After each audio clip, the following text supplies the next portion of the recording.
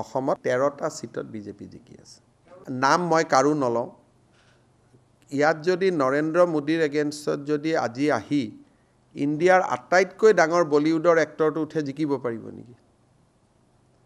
কালি যদি বাৰাণসীত আহি পেলাই নৰেন্দ্ৰ মোদীৰ লগত যদি কোনোবা এজন বলিউডৰ ষ্টাৰ আহি কন্টেষ্ট কৰে জিকিব নেকি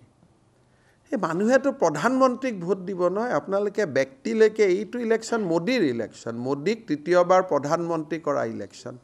আৰু জোৰহাট আৰু শিৱসাগৰৰ মানুহে যদি মোদীক প্ৰধানমন্ত্ৰী নবনায় কোনে মোদীক প্ৰধানমন্ত্ৰী বনাব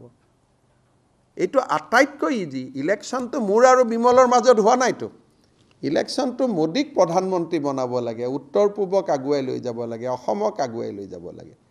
গতিকে ইয়াত কোনো প্ৰতিদ্বন্দ্বিতাই নাই জোৰহাটত ৰেলীখন দেখাৰ পিছত আপোনালোকে এইটো প্ৰশ্ন কৰি আছেতো আপোনালোকে ভাল পায় ডিব্ৰুগড়তো ৱাক অভাৰ সৰ্বানন্দ সোণোৱাল যদি 3 লাখতকৈ কম ভোটত জিকে মোক ক'ব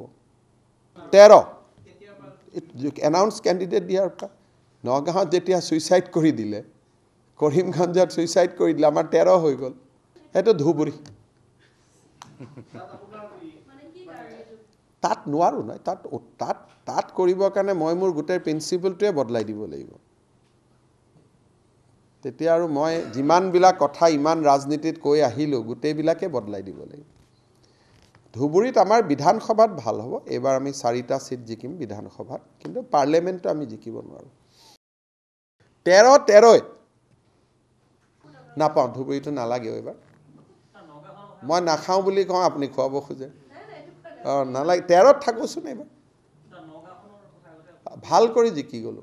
নগাঁৱত কংগ্ৰেছ কেণ্ডিডেটৰ অৱস্থা কালিৰ পৰা চোৱা নাই নেকি 20 জন 25 জন মানুহ লৈ ঘূৰি আছে আপোনালোকৰ হিৰো ৰাজীৱ ভৱনত আহিলে ভাড়া কৰা বিহু টিম লৈ আহিছে আপোনালোকৰ হিৰো কালি আহিলে ভাড়া কৰা বিহু টিমে আছে মই সুধিছো ভাড়া কিমান লৈছিলে বুলি গতিকে এইটো বস্তু বাদ দিয়ক আমাৰ ওপৰত এৰি দিয়ক